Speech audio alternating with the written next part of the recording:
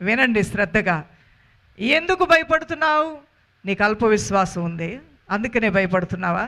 దేవుడు లేడని నువ్వు భయపడుతున్నావా? యేసు నామము నీకు లేదని భయపడుతున్నావా? పరిశుద్ధాత్మ సహాయం నీకు లేదనుకొని భయపడుతున్నావా? దేవుని వాక్యము నీ జీవితంలో ఏ కార్యము చేయలేదేమో అనేటువంటి భ్రమలో ఉండి భయపడుతున్నావా? ప్రభు సెలవిచ్చిన వాగ్దానము నా జీవితంలో ఇంకా నెరవేర్చబడలేదు కాబట్టి ఇక నెరవేర్చబడదేమో అని ఒక అవిశ్వాసముతో సతమతమైపోతూ భయపడుతున్నావా? బాధపడుతున్నావా? ఈరోజు నీలో ఉన్న భయానికి, ఆందోళనకి, కలవరానికి, చింతకి ఉన్న కారణం ఏంటి దేవుని బిడ్డ? ప్రభు అయిన దేవుడు ఇక్కడ శిష్యులతో అంటూ ఉన్నాడు, గాలి రేగింది కరెక్టే, తుఫాను వచ్చింది కరెక్టే.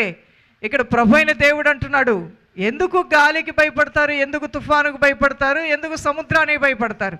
నేనున్నాను కదా మీతో. నేను లేకపోతే గాలి మీకు హాని చేస్తుంది, 100% ట్రూ.